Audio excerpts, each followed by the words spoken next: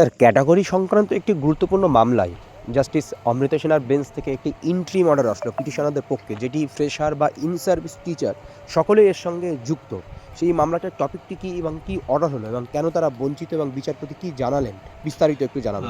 দেখুন, এখানে যেটা ইস্যু সেটা হচ্ছে যে আমাদের যারা ক্লায়েন্ট ছিলেন তারা হচ্ছে কেউ কেউ কেউ হচ্ছে ফার্স্ট এসএলএসটির আনটেন্টেড টিচার, আর কেউ ফ্রেশার্সও বটে।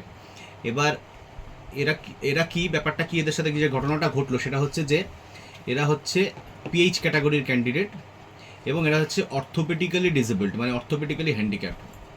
এবার অর্থোপেডিক্যালি হ্যান্ডিক্যাপ্টটা পিএইচওএইচ ক্যাটাগরি নামেই পরিচিত, আজকের দিনে দাঁড়িয়েও তাই। কারণ প্যান ইন্ডিয়া যে সমস্ত রিক্রুটমেন্টগুলো হয় সেখানে পিডাব্লিউডি ওএইচ মানে পার্সন উইথ ডিসেবিলিটিস অর্থোপেডিক্যালি হ্যান্ডিক্যাপ্ট, এইটা হচ্ছে অ্যাব্রিভিয়েশন, প্রপার অ্যাব্রিভিয়েশন। যাই হোক, এখানটাতে সেই পিডাব্লিউডির বদলে পিএইচ আর ওএইচ এই দুটো জিনিস আমাদের মাথায় রাখতে হবে। ঘটনা কি ঘটলো যে যখন অ্যাপ্লিকেশন ফর্ম ফিল আপ করতে দিল সেকেন্ড এসএলএসটির কানেকশানে, তখন প্রথম ধাপে আপনার শুধু পিএইচ হিসেবে আপনাকে ফর্ম ফিল আপ করতে হয়েছিল। পরবর্তীকালে এডিট অপশানের মাধ্যমে যখন ড্রপডাউন মেনুতে আপনি আপনার ক্যাটাগরি কি, পিএইচের কোন ক্যাটাগরিতে আপনি পড়ছেন সেটা যখন আপনাকে দিতে হচ্ছিল, তখন কিন্তু সেখানটাতে যারা ফিজিক্যালি চ্যালেঞ্জড, অর্থোপেডিক্যালি হ্যান্ডিক্যাপ্ট, তাদের আজকের দিনে দাঁড়িয়ে যেটা অবস্থা, তাদেরকে লোকোমোটর ডিসেবিলিটিও বলা হয়, এলডি। তো লোকোমোটর ডিসেবিলিটি সেখানে কোনো কলাম ছিল না। লোকোমোটর ডিসেবিলিটির যে কলামটা সেখানে উপস্থিত ছিল সেটা হচ্ছে লোকোমোটর ডিসেবিলিটি এসসি, মানে লোকোমোটর ডিসেবিলিটি শুধু এসসিদের জন্য রিজার্ভ। এবার পিডাব্লিউডি অ্যাক্ট অনুযায়ী আপনার একজন ফিজিক্যালি চ্যালেঞ্জ ক্যাটাগরির ক্যান্ডিডেট, তারা 4টে ভাগে বিভক্ত এবং এই 4টে ক্যাটাগরির প্রত্যেকটা ক্যাটাগরি একটা করে 1% করে রিজার্ভেশনের সুবিধা তারা পাবে। আগে এটা ছিল 3%, এখন এটা অ্যামেন্ডমেন্টের পরে 1% করে রিজার্ভেশন পাবে এবং এটা হচ্ছে হরাইজন্টাল রিজার্ভেশন, এটা কোনো ভার্টিক্যাল রিজার্ভেশন নয়। অর্থাৎ কি না, এই রিজার্ভেশনে কোনো রিজার্ভেশন হবে না, মানে ব্যাপারটা এমন নয় যে সে পিএইচের বেনিফিটও পাচ্ছে আবার সে এসসি হওয়ার বেনিফিটও পাচ্ছে, ব্যাপারটা এরকম হবে না। এবং এই 1% হচ্ছে আপনারা যাদের চোখের সমস্যা তাদের 1%, যাদের কান বা ওই ধরনের কোনো সমস্যা, শোনার ক্ষেত্রে সমস্যা, শ্রবণের সমস্যা, তাদের 1%, যারা অর্থোপেডিক্যালি ডিসেবলড মানে আমাদের মতো ক্যান্ডিডেট যারা যারা আমাদের ক্লায়েন্ট ছিলেন এখানটায় তাদের, এবং তার সঙ্গে সঙ্গে আরও কিছু সমস্যাকে নিয়ে 1%, এবং আদার ডিসেবিলিটির মধ্যে আরও কিছু আছে যেগুলো মাল্টিপল ডিসেবিলিটি বলছে, যেখানে অনেক অন্য ক্যাটাগরি আসছে, অটিজম বা অন্য অন্য এই ধরনের যে ক্যাটাগরি, সেইটা হচ্ছে 1%। এবার দেখা যাচ্ছে বাকি 3%-এর ক্ষেত্রে 1% করে রিজার্ভেশন ওরা সেই সমস্ত ফিজিক্যালি চ্যালেঞ্জ ক্যান্ডিডেটকে দিলেও, যখন এটা অর্থোপেডিক্যালি হ্যান্ডিক্যাপ ক্যাটাগরির প্রশ্ন আসছে তখন শুধুমাত্র সেটা এসসিদের জন্য রিজার্ভ করা হয়েছে। এবং এই রোস্টারের গণ্ডগোলটা 2019 থেকে চলছে। এখানে রোস্টার চ্যালেঞ্জ করে মামলা হয়েছিল যে এর ফলে কি হচ্ছে, যে যারা ফিজিক্যালি হ্যান্ডিক্যাপ অর্থোপেডিক ডিসেবিলিটির মধ্যে আসছে, তারা তাদের 1%-এর রিজার্ভেশন পাচ্ছেই না, কারণ সেটা শুধুমাত্র এসসিদের জন্য রিজার্ভ করা, যেটা কিনা একটা চরম ভুল এবং যেটা অ্যাক্টের পরিপন্থী। কারণ পিডাব্লিউডি অ্যাক্ট সেটাকে সাপোর্ট করছে না, পিডাব্লিউডি রুলও সাপোর্ট করছে না, রুল 11-এর সাব রুল 2 আর সাব রুল 4। তার ফলে কি হচ্ছে, আদার দেন এসসি ব্যতীত অন্য কেউ যাদের ফিজিক্যালি যারা চ্যালেঞ্জ এবং যাদের অর্থোপেডিক ডিসেবিলিটি আছে, তারা কোনো রিজার্ভেশনে বেনিফিট পাচ্ছে না।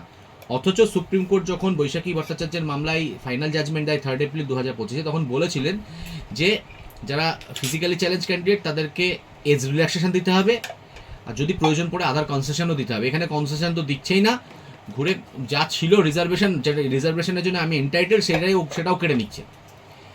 এবং পরবর্তীকালে সুপ্রিম কোর্ট এটাও বলেছিল যে রুলের ইন্টারপ্রিটেশন সেকেন্ড এসএলএসটির এমন হবে না কোনো মতেই যাতে করে আনটেন্টেড টিচাররা যাদেরকে বসার সুযোগ দেওয়া হয়েছে তাদের জন্য কোনো রকম কোনো ক্ষতি হয়। এই ব্যাখ্যার ফলে এই প্রসেসে ক্ষতি হচ্ছে। এবার মাথায় রাখতে হবে শুধু এই ক্ষতিটা এসএলএসটির ক্ষেত্রে নয়, প্রাইমারি বা অন্যান্য রিক্রুটমেন্টের ক্ষেত্রেও হয়েছে, যেখানে 1% রিজার্ভেশনের জন্য এন্টাইটেল অর্থোপেডিক্যাল ডিসেবল ক্যান্ডিডেট যারা, তারা কিন্তু পাচ্ছে না, শুধু এসসিরা পাচ্ছে তাদের মধ্যে। যাই হোক, এই ইস্যুতে আমাদের যেটা বক্তব্য ছিল যে ফর্ম ফিল আপের সময়তে আমাদের কোনো ক্যাটাগরিই ছিল না, তো ওখানে ছিল পিএইচওএইচ। এবার পিএইচওইচ বলতে আমরা ফার্স্ট এসএলএসটিতে পিএইচওইচ হিসেবে চাকরি করছি, ফিজিক্যালি হ্যান্ডিক্যাপ্ট, অর্থোপেডিক্যালি হ্যান্ডিক্যাপ্ট, মানে পিএইচওইচ।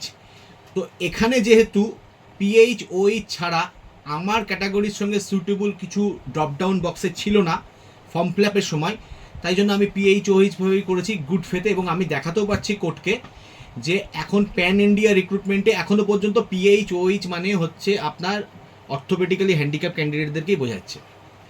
এবার যদি এসএসসির মাথায় এটা থাকে যে পিএইচওইচ মানে অর্থোপেডিক হ্যান্ডিক্যাপ নয়, এটা ওইচ মানে আদার হ্যান্ডিক্যাপ, তাহলে এসএসসির তো সেটা ফর্ম ফিল আপের সময় জানানো উচিত ছিল। ঠিক যেমনভাবে ওরা 19শে জুন 2025 একটা নোটিফিকেশান দিয়ে বললো যে এলডিএসসি হচ্ছে শুধুমাত্র এসসি ক্যাটাগরিদের জন্য রিজার্ভ, রোস্টার পয়েন্ট 32, তাহলে পিএইচওইচ এর অ্যাব্রিভিয়েশনটা তারা প্রপার কেন দিল না ফর্ম ফিল আপের সময়? শুধু তাই নয়, আমাদের মধ্যে থেকে একজন পিটিশনার যখন ওখানটায় চিঠি করে জানতে চাইলো যে এখানে পিএইচওইচ মানে কারা, তার কিন্তু কোনো উত্তর এসএসসি দেয়নি। এই হচ্ছে মামলা। এবার আমরা বলতে চাইছি যে এর ফলে কি হচ্ছে, আমরা আমাদের 1% যেটা রিজার্ভেশন তা থেকে বঞ্চিত হচ্ছি। আমরা 11-12 ক্ষেত্রে এই মামলা করেছিলাম, কোর্টকে চার্ট করে দেখিয়ে দিয়েছিলাম যে ওইচ মানে অর্থোপেডিক্যালি হ্যান্ডিক্যাপ ক্যাটাগরিতে 103খানা ভ্যাকেন্সির মধ্যে ওভারঅল 100খানা ভ্যাকেন্সি পড়ে আছে। কারণ হচ্ছে যারা অর্থোপেডিক্যালি হ্যান্ডিক্যাপ এবং পিএইচওইচ দিয়ে ফর্ম ফিল আপ করেছে তাদেরকে ওরা পরবর্তীতে ভেরিফিকেশনে গিয়ে জেনারেল হিসেবে ট্রিট করছে, যেটা সে করতে পারে না। কারণ একজন রিজার্ভ ক্যাটাগরি ক্যান্ডিডেট যারা রিজার্ভেশনের সুযোগ এবং সুবিধা পাবে অ্যাট এনি কস্ট, কারণ ওটা তো ভুলটা ওদের। ওরা ফর্ম ফিল আপের সময়তে কোনো রকম কোনো ক্লিয়ার কাট নোটিফিকেশান দেয়নি বা এই দ্বিধাটাকে ক্লিয়ার করার চেষ্টা করেনি যে ওইচ মানে আমরা আদার হ্যান্ডিক্যাপকে বোঝাচ্ছি, যেটা কিনা অ্যাকচুয়ালি মাল্টিপল ডিসেবিলিটি। কিন্তু ওরা এটাকে ওইচ মানে আদার ধরাচ্ছে, ওইচ মানে অর্থোপেডিক্যালি হ্যান্ডিক্যাপকে ধরছে না। তো এইটা আমাদের বিষয়বস্তু ছিল, সাবজেক্ট ম্যাটার ছিল। আমরা 9-10 পয়েন্টে এই জন্য এটা লিভ নিয়ে ফাইল করেছেন, যে আমাদের বক্তব্য ছিল যে 9-10 এখনো ভেরিফিকেশন স্টার্ট হয়নি, এই অবস্থায় তাহলে আমাকে ফর্মটা এডিট করতে দেওয়া হোক। এবং মজার কথা হচ্ছে কি, মামলা চলাকালীন মানে 11-12 মামলাটা যখন চলছিল, প্লাস রোস্টারটা চ্যালেঞ্জ করে সেপারেট মামলা হাইকোর্টে অলরেডি চলছে অনেক দিন ধরে, সেখানটা তো হাইকোর্টের খুব পজিটিভ ভিউ যে পুরো সিলেকশন সবকটা প্রসেসে এই গন্ডগোলটা চলে আসছে। তাহলে আমরা বলেছিলাম যে আমাদের ফর্মটা এডিট করতে দেওয়া হোক, আর আমাদেরকে এই জেনারেল বলে বাদ দেওয়া চলবে না, কারণ আমি তো অর্থোপেডিক্যালি ডিসেবলড ক্যান্ডিডেট, আমাকে তুমি কী করে জেনারেল ট্রিট করতে পারো?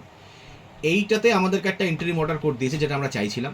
কোর্ট মামলাতে ওদেরকে বলেছে হলফনামা দিতে, ওরা কার্যত মেনে নিয়েছে যে হ্যাঁ এদের জন্য কোনো রিজার্ভেশন নেই, যেটা ভূভারতে এই জিনিস কেউ শুনেছে বলে সম্ভব মানে আমার অন্ততপক্ষে জানা নেই যে একজন ডিসেবল ক্যান্ডিডেট সে ডিসেবিলিটি থাকা সত্ত্বেও তাকে রিজার্ভেশনের বেনিফিট কোনো সরকার দিচ্ছে না। এই চরম মানে অন্যায় যাকে বলে। তো যে কারণে কোর্ট একটা ইন্টারিম প্রোটেকশন দিয়েছে যে এদেরকে জেনারেল হিসেবে ট্রিট করে বাদ দেওয়া চলবে না, এদেরকে ভেরিফিকেশান করতে হবে।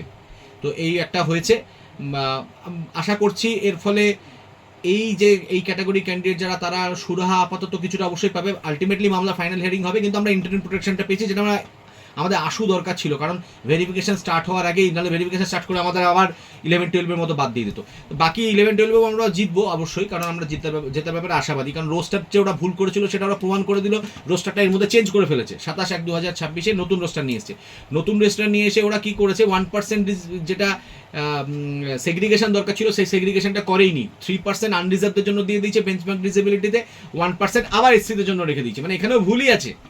কিন্তু আমরা বলতে চাইছি যদি তুমি আমাকে ফর্মটা এডিট করতে দাও এবং ওই 3% আনরিজার্ভের মধ্যে ফেলো, তাহলে আমরা এই যাত্রাতে অন্ততপক্ষে তোমার ভুলের খেসারত আমাদেরকে দিতে হবে না। পরে মামলার ফাইনালি আলটিমেট হিয়ারিংয়ে তো আমরা জিতবো, সে ব্যাপারে আমরা আশাবাদী, কারণ এই রিজার্ভেশনের বেনিফিট আমরা পাবোই। তো এইটা হয়েছে, এখন দেখা যাক, কালকে খুব সুন্দর শুনানি হয়ে যথেষ্ট ভালো হবে, এবং কোর্ট খুব ধৈর্য সহকারে এটা শুনে জজ সাহেব অর্ডার দিয়েছেন, এবং পুরো টিফিন পিরিয়ডটাতে এই মামলাটা চলেছিল।